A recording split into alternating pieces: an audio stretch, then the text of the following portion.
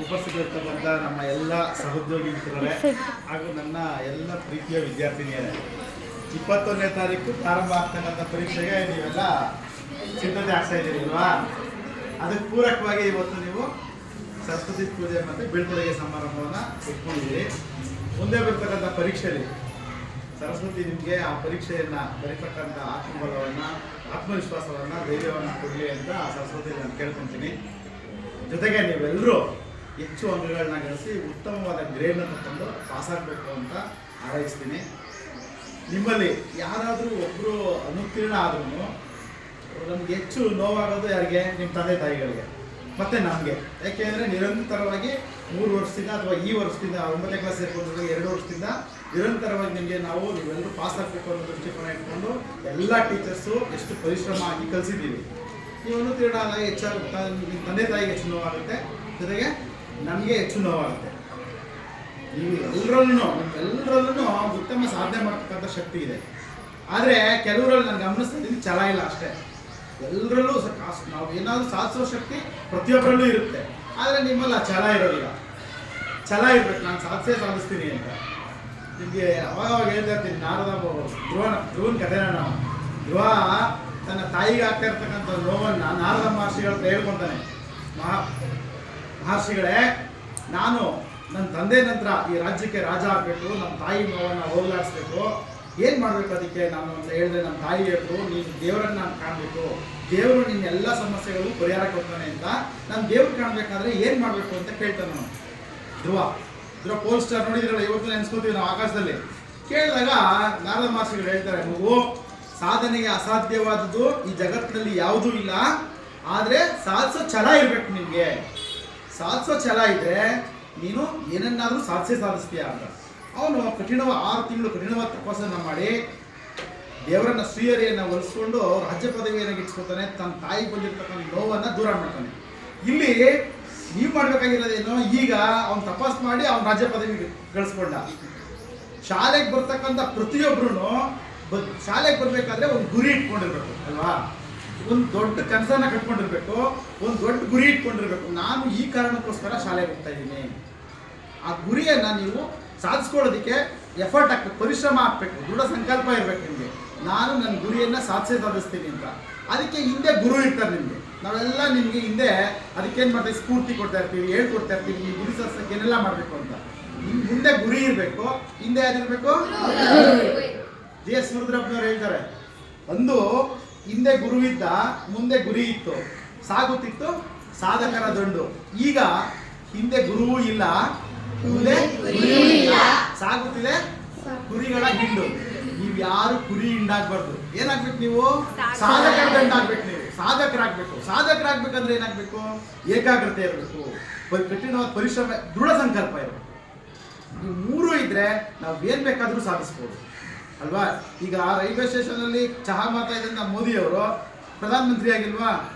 ಅತ್ಯಂತ ಕೆಳ ಸಮುದಾಯದಿಂದ ಬಂದಂಥ BR ಅಂಬೇಡ್ಕರ್ ಅವರು ದೇಶದ ಸಂವಿಧಾನ ಶಿಲ್ಪಿ ಆಗಿಲ್ವಾ? ಯಾವುದರಿಂದ ಸಾಧ್ಯ ಆಯಿತು? ಸರ್ ವಿಶ್ವೇಶ್ವರಯ್ಯನವರು ದೀಪದ ಕೆಳಗಡೆ ಓದೋರು, ಜಗತ್ತಿನ ಶ್ರೇಷ್ಠ ಇಂಜಿನಿಯರ್ ಆದರು, ಮೈಸೂರು ದಿವಾನರಾಗಿದ್ದರು. ನಾನು ನಿಮ್ಗೆ ಅವಾಗ ತೇನ್ ಸಿಂಗ್ನವ್ರಿಗೆ ಕಥೆ ಹೇಳ್ತಾ ಇರ್ತೀನಿ ಅಲ್ವಾ? ಅಂದರೆ ಇದೆಲ್ಲ ಸಾಧ್ಯ ಆಗಿದ್ದು ಯಾವುದರಿಂದ? ಅವರ ಪರಿಶ್ರಮದಿಂದ. ನಾನು ಅಂದ್ಕೊಂಡಿರೋ ಗುರಿನ ಸಾಧಿಸ್ತೀನಿ ಅನ್ನೋ ಛಲ ಇತ್ತು ಅವ್ರಿಗೆ. ಛಲ ಇದ್ದವ್ರು ಹಿಂದಿನ ಎಲ್ಲ ಟೀಚರ್ಸು ಅಷ್ಟೇ. ಅವ್ರ ಹಿಂದೆ ಒಂದೊಂದು ಕಥೆ ಇದೆ. ನಾವೆಲ್ಲ ನಿಮ್ಮ ಮುಂದೆ ನಿಂತಿದ್ದೀವಿ ಅಂದರೆ ನಮ್ಮ ಹಿಂದೆನೂ ಒಂದೊಂದು ಕಥೆ ಇರುತ್ತೆ ಅಲ್ವಾ? ನಾನು ದೊಡ್ಡವ್ರ ಹೆಸರು ಹೇಳ್ತಾ ಇದ್ದೀನಿ ಅನ್ಕೊಬೇಡಿ, ನಮ್ಮದೇ ಸಣ್ಣ ಕಥೆ ತೊಗೊಂಡ್ರು ಒಂದೊಂದು ಕಥೆ ಇರುತ್ತೆ. ಅಂದರೆ ಛಲ ಇರಬೇಕಷ್ಟೇ. ನಾನು ಇಂಥದ್ದು ಅದೇ ಆಗ್ತೀನಿ ಛಲ ಇದ್ದರೆ ಅದು ನೀವು ಅದೇ ಆಗ್ತೀರಾ. DVG ಅವರು ತಮ್ಮ ಕಗ್ಗದಲ್ಲಿ ಒಂದು ಮಾತಾಡ್ತಾರೆ, ಏನಂದರೆ, ದ್ರಾಕ್ಷಾರಸ ಮೀನಲ್ಲ ಜೀವನ ತಿರುಳಾರ್ಗಂ ಇಚ್ಚು ದಂಡವೋ ಅನ್ನೋದು ಕಷ್ಟ ಸಾಧ್ಯವೇ, ದಕ್ಷತೆಯಿಂದ ಹಿಡಿಯೋ ಒಂದೆರಡು ಗುಟುಕ ರಸ ಮಿಕ್ಕೆಲ್ಲ ಮಾಕ್ಷಿಕರು ಮಂಕುತಿಮ್ಮ ಅಂತ. ಜೀವನ ಅಂದರೆ, ಯಶಸ್ಸು ಅಂದರೆ, ಸಾಧನೆ ಅಂದರೆ ದ್ರಾಕ್ಷಿ ರಸ ಕುಡಿದಷ್ಟು ಸುಲಭ ಅಲ್ಲ. ಯಾಕಂದರೆ ದ್ರಾಕ್ಷಿ ಹಣ್ಣಿಂದ ರಸ ತೆಗೆಯೋದು ಸುಲಭ, ಆದರೆ ಕಪ್ಪಿನ ಜಲ್ಲೆಯಿಂದ ರಸ ಇಟ್ಕೊಂಡು ಕುಡಿಯೋದು ಕಷ್ಟ. ಅಲ್ಲಿಂದ ಬಾಯಿಂದ ಬಿಯ್ಯ ಕಚ್ಚಿಡಿಬೇಕು, ಅಲ್ಲಿಂದ ಎಳಿಬೇಕು. ಆ ಸಂದರ್ಭದಲ್ಲಿ ಹೊಸಡಿಂದ ರಕ್ತನೂ ಬರುತ್ತೆ, ತುಟಿಯಿಂದ ರಕ್ತ ಬರುತ್ತೆ ಅಲ್ವಾ? ಅವಾಗ ನಾವು ಆ ಸಿಹಿನ ಆಸ್ವಾದಿಸ್ತೀವಿ. ಆದರೆ ಮಾರ್ಕ್ಸ್ ದುಡ್ದಲ್ಲ, ಯಾರು ಕಷ್ಟಪಟ್ಟು ಪರಿಶ್ರಮದಿಂದ ಸಿಹಿನ ಆಸ್ವಾದಿಸ್ತಾರೋ ಅವ್ರಿಗೆ ಯಶಸ್ಸು ಸಿಗುತ್ತೆ. ಇನ್ನು ಉಳಿದವರೆಲ್ಲ ಏನು, ಕಪ್ಪಿನ ಜಲ್ಲೆ ಮೇಲೆ ನೊಣಗಳು ಕೂತಿರ್ತವೆ, ಮಿಕ್ಕೆಲ್ಲ ಮಾಕ್ಷಿಕರು ಮಂಕುತಿಮ್ಮ ಅಂತ ಹೇಳ್ತಾರೆ. ಕಪ್ಪಿನ ಜಲ್ಲೆ ಮೇಲೆ ಎಷ್ಟೇ ವರ್ಷ ನೊಣ ಕೂತ್ಕೊಂಡ್ರು ಅದಕ್ಕೆ ಸಿಹಿ ಸಿಗುತ್ತಾ? ಸಿಗಲ್ಲ. ನೀವು ಶಾಲೆಗೆ ಬಂದು ಏನು ಕಷ್ಟಪಡಲಿಲ್ಲ ಅಂತಂದರೆ ನೀವು ನಿಜವಾದ ಯಶಸ್ಸನ್ನು ಗಳಿಸ್ಕೊಳ್ಳೋದಕ್ಕೆ ಸಾಧ್ಯ ಆಗೋದಿಲ್ಲ. ನಿಜವಾದ ಯಶಸ್ಸು ಕಠಿಣ ಪರಿಶ್ರಮದಿಂದ ಬರ್ಬೋದು. ನಿಮಗೆ ಓದಬೇಕಾದ್ರೆ ನಾವು ಹೊಡೆದಿದ್ದೀವಿ ಅಲ್ವಾ, ಎಲ್ಲ ಟೀಚರ್ಸು ಹೊಡೆದಿದ್ದೀವಿ, ಬೈದಿದ್ದೀವಿ. ನೀವು ಒಳ್ಳೆ ಕೆಲಸ ಮಾಡಿದಾಗ ಹೊಗಳಿದ್ದೀವಿ ಅದು ಎಲ್ಲನೂ ನಿಮ್ಮ ಒಳ್ಳೆದಕ್ಕೋಸ್ಕರ. ಸಂಸ್ಕೃತದಲ್ಲಿ ಒಂದು ಶ್ಲೋಕ ಇದೆ, ಪಿತೃಭಿಃ ತಾಡಿತಃ ಪುತ್ರಃ ಶಿಷ್ಯಸ್ತು ಗುರುಶಿಕ್ಷಿತಃ ಘನಾಹತಂ ಸುವರ್ಣಂ ಚ ಜಾನೇತ ಜನಮಂಡನಂ ಅಂತ. ಅಂದರೆ ತಂದೆಯಿಂದ ಒಡಿಸಿಕೊಂಡ ಮಗ, ಗುರುವಿನಿಂದ ಶಿಕ್ಷೆಗೊಳಗಾದ ಶಿಷ್ಯ, ಮತ್ತೆ ಸುತ್ತಿಗೆ ಏಟನ್ನು ತಿಂದ ಚಿನ್ನ ಈ ಜಗತ್ತಿನಲ್ಲಿ ಪ್ರಕಾಶಿಸುವುದು ನಿಶ್ಚಿತ. ಅವರು ಯಶಸ್ಸನ್ನು ಪಡ್ಕೊಳ್ತಾರೆ ಅಂತ. ಯಾರು ಗುರುವಿನಿಂದ ಶಿಕ್ಷೆಗೊಳಗಾಗಿರ್ತಾನೋ, ತಂದೆಯಿಂದ ಒಡಿಸ್ಕೊಂಡಿರ್ತಾನೋ ಅವರು ಮುಂದೆ ಯಶಸ್ಸನ್ನು ಗಳಿಸ್ಕೊತಾರೆ ಅನ್ನೋದು ಇದು ಸಂಸ್ಕೃತದಲ್ಲಿರೋ ಶ್ಲೋಕ. ಅಂದರೆ ಎಲ್ಲ ಶಿಕ್ಷಕರು ಆ ದೃಷ್ಟಿಕೋನನೇ ಇಟ್ಕೊಂಡು ನಿಮ್ಗೆ ಬೈದಿರ್ತಾರೆ, ಹೊಡೆದಿರ್ತಾರೆ ಅಲ್ವಾ. ನಿಮಗೆ ಮುಂದೆ ನೀವೇನಾದರೂ ಸಾಧಿಸ್ಬೇಕು ಅಂತ, ನಿಮ್ಮ ಗುರಿಗೆ ಅಡ್ಡಿ ಆಗ್ತಕ್ಕಂಥ ಏನಾದರೂ ಆಗಿರಲಿ ಅದನ್ನು ನೀವು ಬಿಟ್ಟಾಕ್ಬೇಕು. ಇವಾಗಲೇ ಬಿಟ್ಟಾಕ್ಬೇಕು. ಹಬ್ಬ ಹರಿದಿನ ಜಾತ್ರೆ ಇದೆಲ್ಲ ಬಿಟ್ಟಾಕ್ಬೇಕು. ನನ್ನ ಮನೆ ಹೇಳ್ತಾ ಇದೆ, ನಿಮ್ಮ ಸತೀಶ್ ಸರ್ ವಾಟ್ಸಪ್ ಸ್ಟೇಟಸಲ್ಲಿ ಒಂದು ಹಾಕಿದ್ರು ಅಂತ ಅಲ್ವಾ, ಹೇಳಿರ್ತಾನೆ.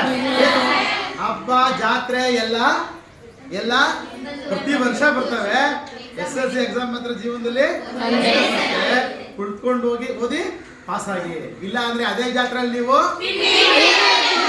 ಮಾರಬೇಕಾಗುತ್ತೆ ಅಲ್ವಾ, PP ಬಳೆ ಮಾರಬೇಕಾಗುತ್ತೆ ಅಂತ ಕುತ್ಕೊಂಡು ಓದ್ಬೇಕು. ಅವಾಗ ನೀವು ಯಶಸ್ಸನ್ನ ಸಾಧಿಸ್ಬೋದು. ಅಂದ್ರೆ ಛಲ ಇರಬೇಕು, ಮಳೆ ಮಾಡ್ತೀವಿ ಅಂತ ಅವಾಗ ಏನ್ ಬೇಕಾದ್ರೂ ಅನಿಸ್ಬೋದು. ಈ ಪರೀಕ್ಷೆ ಅಂದ್ರೆ ಏನು ಯುದ್ಧ ಅಲ್ಲ, ಅದೊಂದು ಹಬ್ಬ ತರ. ಯಾರಿಗೆ ಹಬ್ಬ? ಓದ್ಕೊಂಡಿರೋರಿಗೆ, ಚೆನ್ನಾಗಿ ಓದ್ಕೊಂಡು ಬಂದಿರೋರಿಗೆ ಹಬ್ಬ. ಈಗ ನಾವು ಸಣ್ಣವರಿದ್ದಾಗ ನಮ್ಮ ಗ್ರೀಟಿಂಗ್ಸ್ ಕಾರ್ಡಲ್ಲಿ ಹೊಸ ವರ್ಷ ನೀವು ಬರೀತಾ ಇರ್ತೀರಾ, ಪರೀಕ್ಷೆ ಎಂಬ ರಣರಂಗದಲ್ಲಿ ಖಡ್ಗ ಎಂಬ ಪೆನ್ನನ್ನು ಹಿಡಿದು ರಕ್ತ ಎಂಬ ಇಂಕನ್ನು ಚೆಲ್ಲಿ ಗೆದ್ದು ಆಟ ಅಲ್ವಾ. ಅಂದ್ರೆ ಯಾರ ಪಾಲ್ಗೆ ರಣರಂಗ ಪರೀಕ್ಷೆ? ಓದಿರೋರ ಪಾಲ್ಗೆ ಅದೊಂದು ಹಬ್ಬ. ನೀವು ಪ್ರತಿನಿತ್ಯ ಮುಂಜಾನೆ ಎದ್ದು ಇಷ್ಟು ಜನ ನಾನು ಹೇಳ್ತಾ ಇದ್ದೀನಿ, ಎಲ್ಲ ಟೀಚರ್ಸ್ ಹೇಳೋರು. ನೀವು ಎಷ್ಟು ಜನ 4 ಗಂಟೆಗೆ ಹೇಳ್ತಾ ಇದ್ದೀರೋ ಗೊತ್ತಿಲ್ಲ, ತುಂಬ ಜನ ಹೇಳ್ತಾ ಇಲ್ಲ ಅಂತ ಗೊತ್ತು, ಎದ್ದು ಓದ್ತಾ ಇಲ್ಲ ಅಲ್ವಾ. ಯಾಕೆ ಎದ್ದು ಓದೋದಿಲ್ಲ ಹೇಳಿ? ನಿಮಗೆ ಇಂಥದ್ದು ಸಾಧಿಸಲೇಬೇಕು ಅನ್ನೋ ಛಲ ಇಲ್ಲ. ನಿಮಗೆ ಛಲ ಇದ್ರೆ ನಿಮ್ಗೆ ನಿದ್ದೆನೇ ಹತ್ತಲ್ಲ. ಕೂತ್ಕೊಂಡ್ರೆ ನಿಂತ್ಕೊಂಡ್ರೆ ನೀವು ಯಾವುದೇ ಬೇರೆ ಆಕ್ಟಿವಿಟೀಸಲ್ಲಿ ಇದ್ರೂ ಓದಬೇಕು, ಪರೀಕ್ಷೆ ಬಂದ್ಬಿಡ್ತು ಅನ್ನೋ ಕಾತರ ಇರುತ್ತೆ ಛಲ ಇರೋರಿಗೆ. ಯಾರಿಗೆ ನಾನು ಫಸ್ಟ್ ಕ್ಲಾಸ್ ಬರಲೇಬೇಕು, ನಾನು ಅಂದ್ಕೊಂಡಿರೋದನ್ನ ಸಾಧಿಸಲೇಬೇಕು ಅನ್ನೋರಿಗೆ ಛಲ ಇದ್ರೆ ಅದು ತನ್ನಿಂದಾನೇ ನಮ್ಗೆ 4 ಗಂಟೆ 5 ಗಂಟೆ ತನಕ ನಮ್ಗೆ ಮಲ್ಗಕ್ಕೆ ಬಿಡೋದೇ ಇಲ್ಲ. ಅದು ಎದೋಳು ಓದು ಕುತ್ಕೊಂಡು ಅಂತ ನಮ್ಮ ಮನಸ್ಸೇ ನಮ್ಗೆ ಹೇಳ್ತಾ ಇರುತ್ತೆ. ಮಯೂರ ಸಿನಿಮಾ ನೋಡಿದ್ರೆ ಯಾರಾದ್ರು? ಮಯೂರನಿಗೆ ಕಂಚಿಪಲ್ಲ ಅವರನ್ನ ಹೊಡೆದೋಡಿಸಿ ಕನ್ನಡ ಸಾಮ್ರಾಜ್ಯ ಕಟ್ಟಬೇಕು ಅನ್ನೋ ಕನಸು ಅಂದ್ರೆ ಗುರಿ ಅವನು. ನಮ್ಮ ಸಾಮ್ರಾಜ್ಯ ಕಟ್ಟಬೇಕು, ರಾಜ ಆಗ್ಬೇಕು ಅಂತ. ಅವನು ಈ ಪಲ್ಲವ್ರನ್ನ ನನ್ನ ಕೈ ಸೋಲ್ಸಕ್ಕಾಗುತ್ತಾ, ನನ್ನ ರಾಜ್ಯ ಕಟ್ಟಕ್ಕಾಗುತ್ತಾ ಅಂತ ಮನ್ಸು ಮುಂದಾಗ್ಲಿಲ್ಲ. ಅವ್ನ ಕನಸಲ್ಲಿ ತಾಯಿ ಭುವನೇಶ್ವರಿ ಬಂದು ಹೇಳ್ತಾ ಇರ್ತಾರೆ, ಮಯೂರ ನಿನಗೆ ರಾಜ್ಯ ಬೇಡವೇ, ಸಿಂಹಾಸನ ಬೇಡವೇ, ರತ್ನ ಕಿರೀಟ ಬೇಡವೇ? ಏನಾಯಿತು ನಿನ್ನ ಸಿಂಹಬಲ? ಎದ್ದೇಳು, ನಿನ್ನ ನರನಾಡಿಗಳಲ್ಲಿ ಹುಡುಗಿನ ಮಿಂಚಿನ ಶಕ್ತಿಯನ್ನು ತುಂಬೋ, ಹೇಳು ಅಂತ ಎಚ್ಚರಿಸ್ತಾ ಇರ್ತಾಳೆ.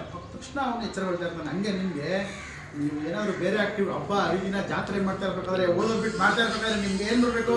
ನಿಮ್ಮ ಅಮ್ಮ ವ್ಯಾನಿಟಿ ಬ್ಯಾಗ್ ಹಾಕೊಂಡು ಪಾಪ ಕಷ್ಟಪಟ್ಟು ಬೆಳಗ್ಗೆ ತಿಂಡಿ ಮಾಡಿ ಗಾರ್ಮೆಂಟ್ಸ್ ಹೋಗ್ತಾ ಇರೋ ಜ್ಞಾಪಕ ಬರಬೇಕು. ನಿಮ್ಮ ಅಪ್ಪ ಗಾರೆ ಕೆಲಸಕ್ಕೆ ಹೋಗ್ತಾ ಇರೋ ಜ್ಞಾಪಕ ಬರಬೇಕು.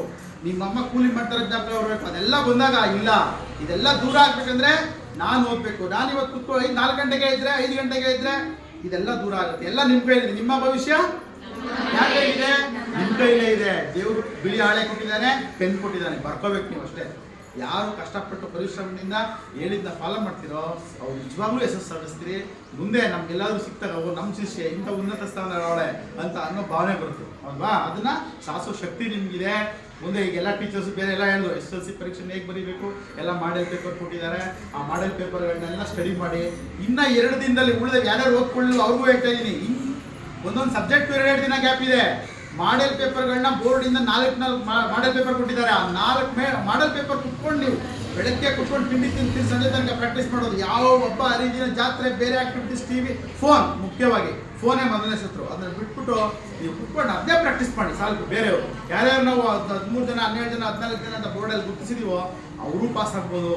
ಅವರಲ್ಲೂ ಶಕ್ತಿ ಇದೆ. ಅದು 4 ಪೇಪರ್ ಕುತ್ಕೊಂಡು ಮಾಡ್ಬಿಟ್ರೆ ಸಾಕು, ನೀವು ಪಾಸ್ ಆಗ್ತೀರ. ನೀವು ಇವಾಗಲಿಂದಾನೇ ಕುತ್ಕೊಂಡು ಮಾಡಿ ಅದ್ರಲ್ಲಿ ಕೆಲಸನ.